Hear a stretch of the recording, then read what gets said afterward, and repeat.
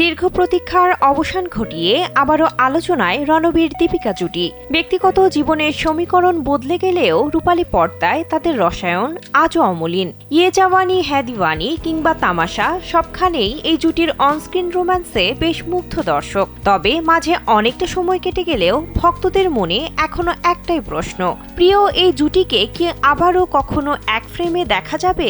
অবশেষে এ নিয়ে মুখ খুলেছেন দীপিকা নিজেই।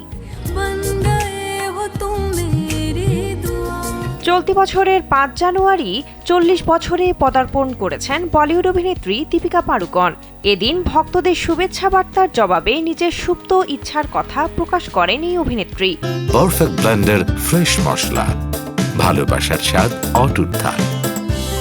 অনুরাগীরা যখন তার কাছে রণবীর কাপুরের সঙ্গে পুনরায় কাজ করার আবদার জানান, তখন দীপিকা এক রহস্যময় হাসি দিয়ে উত্তর দেন।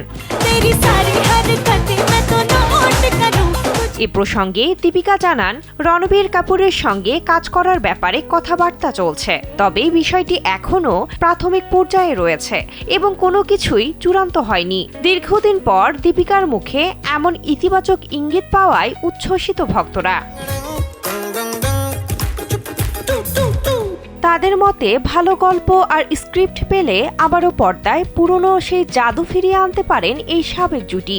এদিকে গত বছরের অক্টোবর মাসে বিমানবন্দরে হঠাৎ দেখা গেছে রণবীর ও দীপিকাকে। সেই সময় তিক্ততা ভুলে একে অপরকে উষ্ণ আলিঙ্গন করেছিলেন তারা।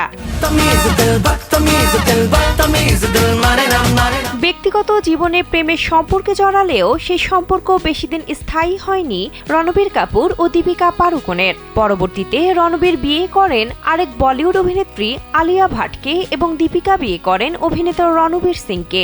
বর্তমানে এই দুই দম্পতির ঘরে জন্ম নিয়েছে কন্যা সন্তান। বিনোদন ডেস্ক, কালবেলা।